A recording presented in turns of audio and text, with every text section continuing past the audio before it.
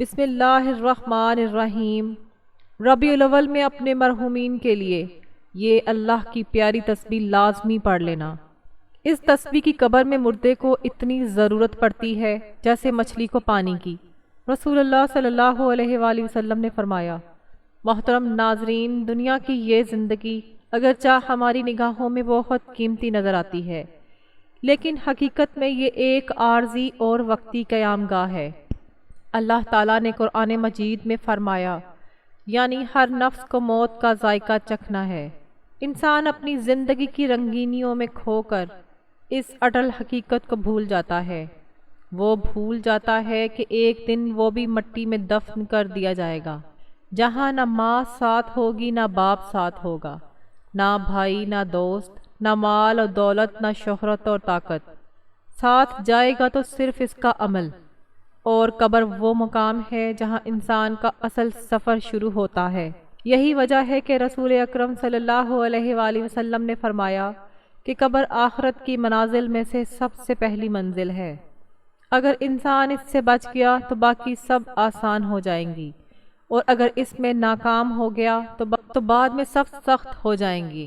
ہم جب اپنے کسی پیارے کو قبر میں اتارتے ہیں تو ظاہر سمجھتے ہیں کہ بس اب اس کی ذمہ داری ختم ہو گئی، مگر حقیقت تو یہ ہے کہ اسی لمحے اس کی اصل حاجت شروع ہوتی ہے۔ وہ تنہائی، وہ تاریکی، وہ فرشتوں کی آمد، وہ سوالات، وہ اعمال کا وزن، وہ قبر کی تنگی، وہ قبر کی وحشت۔ ایسے میں ایک ایسا عمل ہے جو قبر میں پڑے انسان کے لیے سب سے زیادہ نفع بخش ہوتا ہے، اور وہ ہے تسبیح۔ ایک خاص تسبیح جس کی اہمیت حدیث میں یوں بیان کی گئی ہے کہ مردہ قبر میں اس تسبیح کی فریاد کرتا ہے، بالکل ایسے جیسے مچھلی پانی کے لیے تڑپتی ہے۔ محترم ناظرین، ربیع الاول کا مہینہ وہ بابرکت اور مقدس مہینہ ہے جس میں اللہ تعالیٰ نے اپنی سب سے بڑی نعمت، سب سے عظیم ہستی، سب سے روشن چراغ، سب سے بلند مرتبے والے نبی حضرت محمد مصطفیٰ صلی اللہ علیہ وآلہ وسلم کو دنیا میں مبعوث فرمایا۔ یہ مہینہ دراصل خوشیوں، رحمتوں اور برکتوں کا خزانہ ہے۔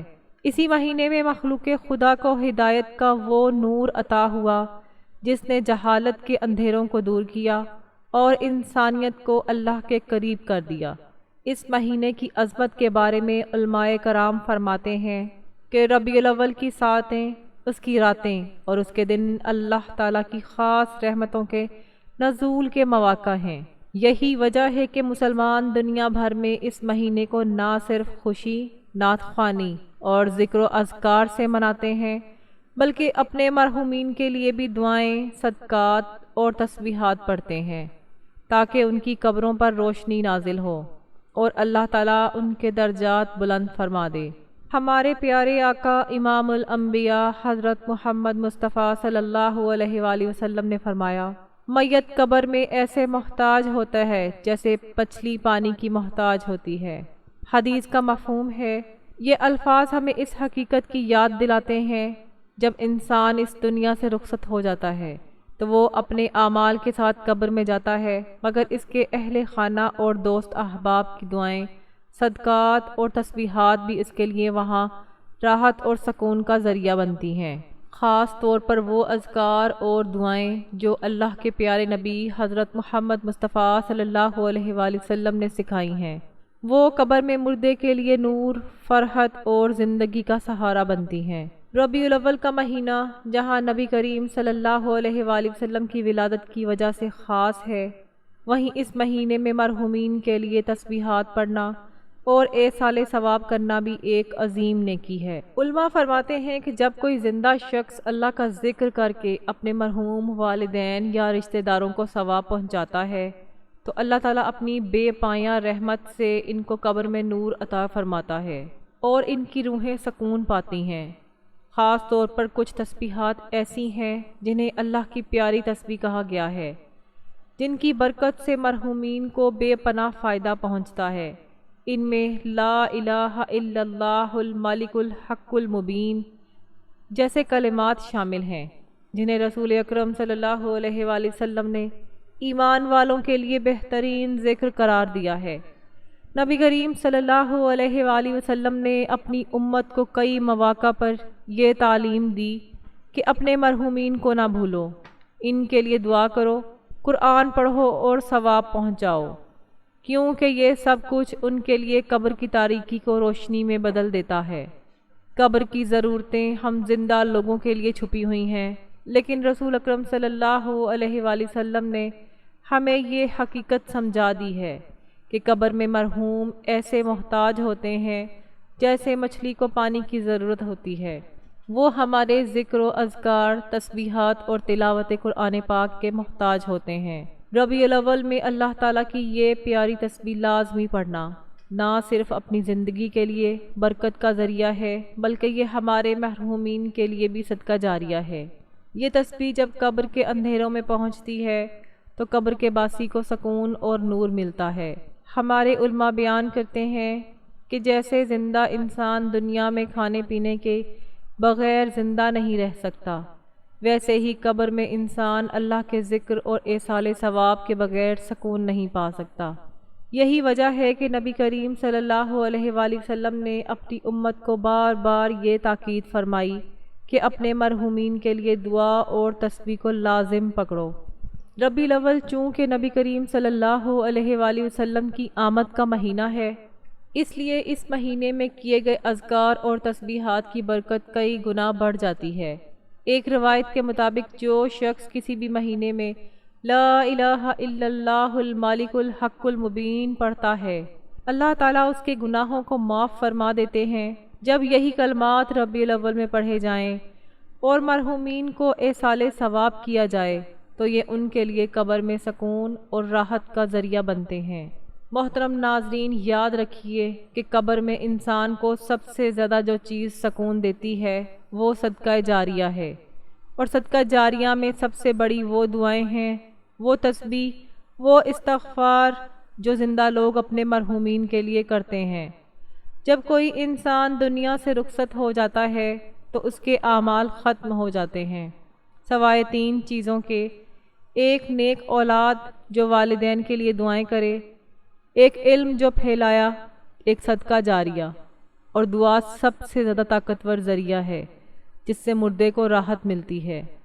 آپ کو اندازہ بھی نہیں کہ جب آپ چند لمحے اپنے والدین یا کسی بھی فوت شدہ عزیز کے لیے تسبیح پڑھتے ہیں تو ان کی روح کتنی خوش ہوتی ہے، ان کی قبر روشن ہو جاتی ہے، ان کے عذاب میں نرمی کر لی جاتی ہے، ان پر اللہ کی رحمت نازل ہوتی ہے۔ اور جب آپ ایک تسبیح پڑھتے ہیں تو وہ جنت کے پھولوں جیسی خوشبو محسوس کرتے ہیں۔ جب آپ ان کے لیے استغفار کرتے ہیں تو فرشتے ان کے لیے مغفرت کی دعائیں کرتے ہیں، اور اللہ تعالیٰ فرماتے ہیں کہ میرے بندے نے اپنے والدین کے لیے دعا کی، میں اس کے والدین کو معاف کرتا ہوں، میں ان کی قبر کو کشادہ کرتا ہوں، میں انہیں نور عطا کرتا ہوں۔ اور جو بندہ دوسروں کے مرحومین کے لیے بھی دعا کرتا ہے، اللہ تعالیٰ اس کے لیے ایسے فرشتے مقرر فرما دیتا ہے جو اس کے مرنے کے بعد بھی اس کے لیے دعائیں کرتے رہیں گے۔ تو ناظرین، ہمیں یہ چاہیے کہ یہ دنیا عارضی ہے، یہاں کسی کو ہمیشہ نہیں رہنا۔ جو آج دنیا سے جا چکے ہیں کل ہم بھی ان میں شامل ہوں گے۔ آج اگر ہم کسی کے لیے یہ تسبیح پڑھیں گے تو کل کوئی ہمارے لیے بھی پڑھے گا۔ آج اگر ہم کسی کے لیے مغفرت مانگیں گے تو کل ہمارے لیے بھی اللہ آسانیاں پیدا کرے گا، کیونکہ جو بوئیں گے وہی کاٹیں گے۔ آخرت میں رشتہ، پیسہ، شہرت کچھ کام نہیں آئے گا۔ کام آئے گا تو وہ وقت جو ہم نے اللہ کی یاد میں گزار دیا، جو ہم نے قبر میں پڑے اپنے پیاروں کو یاد کر کے دعاؤں میں گزار دیا۔ تو قبر میں مردہ انسان ہر روز امید لگاتا ہے کہ آج کوئی میرے لیے کچھ پڑھے گا، آج کوئی میری قبر پر آئے گا، آج کوئی میرے لیے قرآن کھولے گا، آج کوئی میرے لیے استغفار کرے گا۔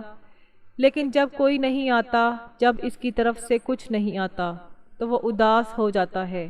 لیکن جب کوئی صرف اتنا کہہ دے کہ اے اللہ میرے والدین کی مغفرت فرما، تو اس مردے کی روح خوشی سے جھوم اٹھتی ہے، اس پر اللہ کی رحمت نازل ہوتی ہے، اس کی قبر گلزار بن جاتی ہے۔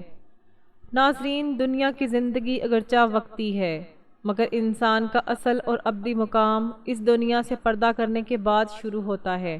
قبر ہی وہ مقام ہے جسے نبی کریم صلی اللہ علیہ وآلہ وسلم نے فرمایا کہ قبر آخرت کے مراحل میں سب سے پہلا مرحلہ ہے۔ اگر انسان اس میں کامیاب ہو گیا تو بعد کے مراحل آسان ہو جائیں گے، اور اگر خدا نخواستہ اس میں ناکام ہو گیا تو بعد کے سب مراحل مزید سخت ہو جائیں گے۔ ناظرین، قبر جہاں انسان مکمل تنہائی میں داخل ہوتا ہے، نہ کوئی رشتہ دار ساتھ ہوتا ہے، نہ کوئی دوست، نہ دولت، نہ مقام، نہ اقتدار، صرف اور صرف اس کے اعمال ساتھ جاتے ہیں۔ اور یہ ایک ایسی حقیقت ہے جسے ہر انسان مانتا تو ہے مگر بھول کر جیتا ہے۔ آج ہم دنیا کی دل فریب جھمیلوں میں اس قدر مشغول ہو گئے ہیں کہ ہمیں اپنے والدین، اپنے بزرگوں، یہاں تک کہ خود اپنی موت اور قبر کی تیاری کا بھی ہوش نہیں ہے۔ والدین جنہوں نے ہمیں اپنے ہاتھوں سے پالا، رات کو جاگ جاگ کر دعائیں کی، زندگی بھر ہمارے لیے قربانیاں دیں، مگر جب وہ دنیا سے رخصت ہوتے ہیں ہم انہیں صرف قبر کی مٹی میں دفن کر کے سمجھتے ہیں کہ ہمارا فرض مکمل ہو گیا ہے۔ مگر بھائیوں اور بہنوں، حقیقت یہ ہے کہ ان کا اصل محتاج ہونا تب شروع ہوتا ہے قبر کی اندھیری رات، جہاں ایک ماں یا باپ اولاد کی طرف دیکھتے ہوئے فریاد کرتے ہیں، اے میرے بیٹے، اے میری بیٹی، میں نے تمہیں دنیا میں تمہارے لیے سب کچھ کیا، آج تو مجھے کچھ نہ دے سکا، مجھے کچھ نفع کیوں نہ پہنچایا۔ موت کے بعد انسان کی حالت ایسی ہو جاتی ہے کہ وہ کسی بھی نیکی کا محتاج ہو جاتا ہے، اور نبی علیہ الصلوۃ والسلام فرماتے ہیں کہ جب انسان مر جاتا ہے تو اس کے تمام اعمال منقطع ہو جاتے ہیں سوائے 3 اعمال کے، ایک صدقہ جاریہ، دوسرا ایسا علم جس سے فائدہ اٹھایا جا سکے، اور تیسرا نیک اولاد جو کہ اس کے لیے دعا کرے۔ تو ناظرین، اسی نیکی میں ایک خاص تسبیح ہے جس کی حاجت قبر میں پڑے ہوئے مردے کو مچھلی کے لیے پانی کی سے بڑھ کر ہوتی ہے۔ یہ وہ کلمات ہیں جو قبر میں روشنی، سکون، فرشتوں کی نرمی اور عذاب سے نجات کا ذریعہ بنتے ہیں۔ جب انسان قبر میں اکیلا پڑا ہوتا ہے، ہر طرف مٹی، تاریکی، فرشتوں کے سوالات، اعمال کا وزن، وہاں یہ خاص تسبیح اس کے ساتھ نور بن کر موجود ہوتی ہے۔ اور پیارے آقا صلی اللہ علیہ وآلہ وسلم فرماتے ہیں، قبر یا تو جنت کے باغیچوں میں سے ایک باغ ہے یا جہنم کے گڑھوں میں سے ایک گڑھا ہے۔ تو ناظرین، سوال یہ پیدا ہوتا ہے کہ وہ کون سی تسبیح ہے؟ کیا وہ واقعی قبر میں عذاب سے نجات دلا سکتی ہے؟ کیا وہ تسبیح مرنے والوں کو تحفے میں دی جا سکتی ہے؟ اور کیا وہ تسبیح ہمیں بھی زندگی میں فائدہ دے سکتی ہے؟ کیا قرآن و حدیث میں اس کا ذکر موجود ہے؟ یہ تمام سوالات اور ان کے دلائل قرآن اور سنت و حدیث اور اولیاء کرام کے تجربات کی روشنی میں اس تفصیلی مضمون میں پیش کیے جا رہے ہیں، تاکہ نہ صرف ہمیں علم حاصل ہو بلکہ عمل کی رغبت بھی پیدا ہو۔ ناظرین، یہ تسبیح نہ صرف قبر کی تنہائی میں روشنی بنتی ہے بلکہ عذاب سے بچاؤ، فرشتوں کی نرمی اور سکون قلب کا سبب بھی بنتی ہے۔ آج اگر ہمارے والدین، دادا دادی، نانا نانی یا کوئی عزیز دنیا سے رخصت ہو چکے ہیں تو کیا ہم نے ان کے لیے کچھ کیا ہے؟ کیا ہم روزانہ ان کے لیے تھوڑا سا وقت نکالتے ہیں؟ کیا ہم نے ان کی قبر میں تنہائی کے لیے انہیں کوئی سہارا بھیجا ہے؟ کیا ہم نے ان کے لیے قرآن کی کوئی آیت، کوئی دعا، کوئی تسبیح پڑھی ہے جس کی وہ فریاد کرتے ہیں؟ ناظرین، یاد رکھیے کہ آپ کو زیادہ کچھ نہیں کرنا، صرف روز تھوڑا سا وقت نکال کر یہ تسبیح پڑھنی ہے، خلوص دل سے نیت کے ساتھ کہ اے اللہ میرے والد، میری والدہ، میرا فلاں عزیز، اس کے لیے یہ تسبیح ہے۔ اور دیکھیے کہ اللہ کی رحمت کیسے برستی ہے، فرشتے گواہی دیتے ہیں، قبر میں کیسے آتے ہیں، عذاب کیسے دور ہوتے ہیں۔ وہ مردہ جو چیخ رہا تھا اب سکون سے مسکرا رہا ہوتا ہے، اس کی روح خوش ہو جاتی ہے کہ میرے پیاروں نے مجھے یاد رکھا ہے۔ جب آپ اپنی تسبیحوں میں انہیں یاد رکھتے ہیں تو اللہ ان کو دنیا اور آخرت میں یاد رکھتے ہیں۔ آپ کی نسلیں بھی آپ کو یاد رکھتی ہیں، آپ کے جانے کے بعد بھی آپ کو دعا دینے والے ہوں گے، آپ کے لیے ہاتھ اٹھانے والے ہوں گے، آپ کی قبر بھی انشاءاللہ روشن ہوگی، کیونکہ آپ نے دوسروں کے لیے دعا کی، آپ نے اللہ کو یاد رکھا، اللہ نے آپ کے والدین کو یاد رکھا، آپ نے اپنی ذمہ داری نبھائی۔ تو یہ تسبیح قبر میں پڑے ہوئے مردے کے لیے ایک بہت بڑا تحفہ ہے، یہ تسبیح نور ہے، یہ تسبیح سکون ہے۔ یہ تسبیح مغفرت ہے، یہ تسبیح اللہ کے عرش کو ہلانے والی تسبیح ہے۔ روز صرف 5 منٹ نکال کر آپ نے یہ تسبیح پڑھنی ہے، اور اس کے علاوہ بھی آپ اس تسبیح کو کسی بھی وقت پڑھ سکتے ہیں۔ اپنے مرحومین کے لیے اب تحفتاً بھی پڑھ سکتے ہیں، جس کے وہ سب سے زیادہ محتاج ہیں۔ پیارے آقا صلی اللہ علیہ وآلہ وسلم فرماتے ہیں کہ میں ایسے کلمات جانتا ہوں کہ جو یہ کلمات پڑھ لے تو اس پر قبر اور جہنم کا عذاب اٹھا لیا جائے گا۔ قبر اس کے لیے راہ بن جائے گی اور جہنم کے دروازوں پر اس کے لیے قفل لگا دیا جائے گا۔ جنت کے 8 دروازے اس بندے کے لیے کھول دیے جائیں گے۔ جو مرد یا عورت اس اسم اعظم کے ذریعے، ان کلمات کے ذریعے اللہ سے دعا مانگتا ہے تو اللہ اس کی دعا کو ضرور قبول فرماتا ہے۔ آپ کو وہ چیز عطا کر دی جاتی ہے جس کا وہ اللہ سے سوال کرتا ہے۔ تو دنیا اور آخرت دونوں میں یہ کلمات آپ کے لیے بے حد ضروری ہیں، اور قبر کی حقیقت کو سمجھنا مومن کے لیے ضروری ہے۔ جب انسان دنیا کی زندگی سے کوچ کرتا ہے تو قبر اس کے لیے پہلا پڑاؤ بنتی ہے، اور اللہ تعالیٰ قرآن مجید میں ارشاد فرماتے ہیں کہ ان کے پیچھے ایک پردہ یعنی برزخ ہے جو قیامت کے دن تک قائم رہے گا، اور برزخ وہ درمیانی عالم ہے جو دنیا اور آخرت کے درمیان ہے۔ انسان کے مرنے کے بعد اس کی روح اس برزخی دنیا میں منتقل ہو جاتی ہے، اور اس کی قبر اس کے لیے یا تو جنت کے باغوں میں سے ایک باغ بن جاتی ہے یا جہنم کے گڑھوں میں سے ایک گڑھا بن جاتی ہے، اور اگر خدا نہ خواستہ اس میں ناکامی ہوئی تو باقی مراحل مزید سخت ہو جائیں گے۔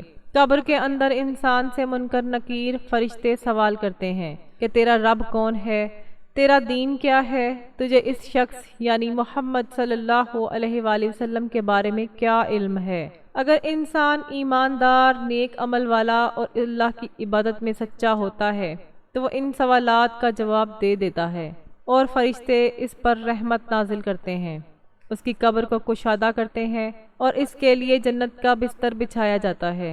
جنت کی ہوا اس تک پہنچتی ہے، لیکن اگر وہ کافر یا منافق ہو یا گناہوں میں ڈوبا ہوا شخص ہو تو وہ جوابات نہ دے پائے گا۔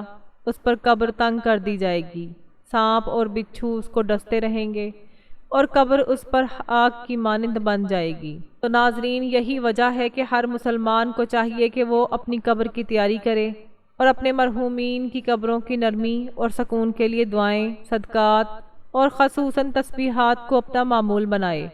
کیا ہم نے کبھی سوچا ہے کہ ہمارے ماں باپ جو اس دنیا میں نہیں رہے، ان کی قبر کی تاریکی میں وہ کس شدت سے ہماری دعاؤں، تسبیحات اور قرآن خوانی کے منتظر ہوں گے؟ حضرت امام بن حنبل رحمۃ اللہ علیہ فرماتے ہیں کہ اولاد کا والدین کے لیے دعا کرنا ان کے حق میں بہترین صدقہ جاریہ ہے۔ اسی طرح امام مالک رحمۃ اللہ علیہ فرماتے ہیں کہ مردہ اگر بول سکتا تو اپنی اولاد سے صرف ایک چیز مانگتا، اور وہ دعا ہے۔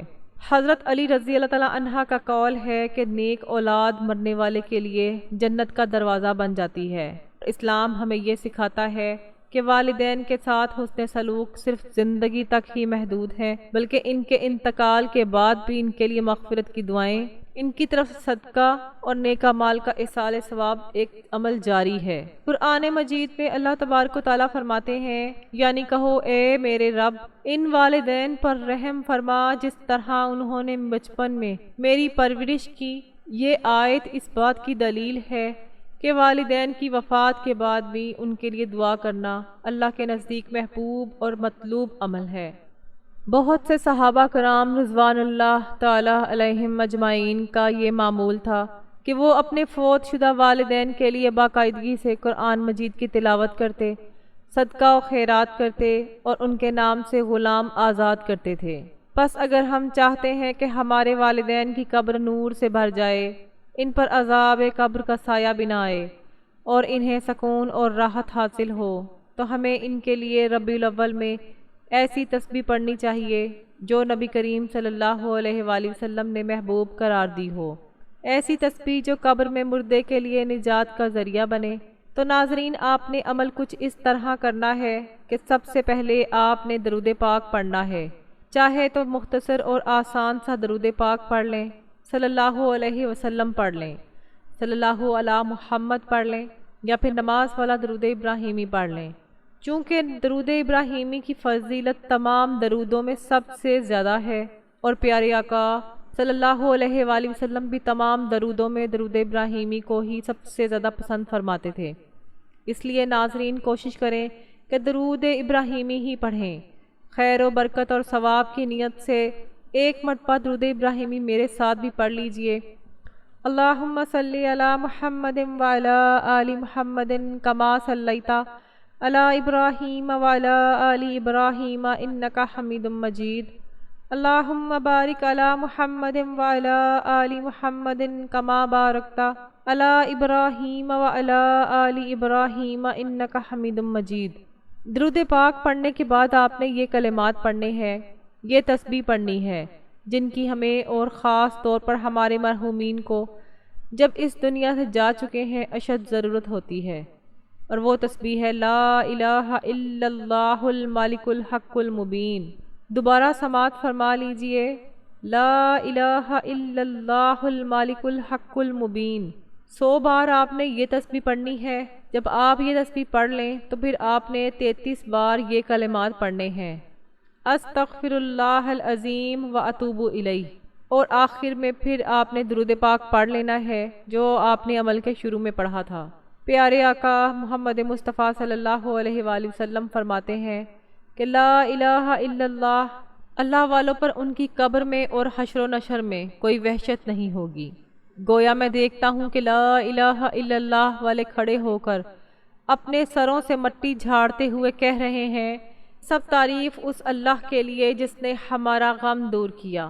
تو جو بندہ ربیع الاول میں یہ عمل کرتا ہے، وہ نہ قبر میں اس کے لیے آسانیاں پیدا کرتا ہے، بلکہ خود اس دنیا سے جائے گا تو اس کی قبر بھی گلزار ہوگی، جنت کے باغوں میں سے ایک باغ ہوگی۔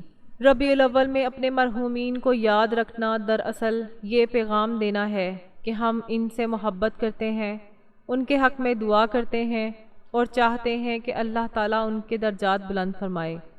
اس مہینے میں پیاری تسبیح کا اہتمام ایک ایسا عمل ہے جس کے ذریعے ہم اپنی آخرت کو بھی سنوار سکتے ہیں، اپنے مرحومین کی مدد بھی کر سکتے ہیں اور اللہ تعالیٰ کی قربت بھی حاصل کر سکتے ہیں۔ اللہ تبارک و تعالیٰ مجھے اور آپ کو نیکی کی بات سننے، سمجھنے اور اس پر عمل کرنے کی طاقت اور توفیق عطا فرمائے۔ اللہ تعالیٰ میرا سنانا اور آپ کا سننا اپنی بارگاہ میں قبول و منظور فرمائے، آمین یا رب العالمین۔ ناظرین، گزارش ہے کہ اللہ تعالیٰ کے 99 ناموں میں سے کوئی بھی ایک نام کمنٹ میں ضرور لکھ دیجئے گا۔ اللہ تعالیٰ ہم سب کا حامی و ناصر ہو، آمین یا رب العالمین۔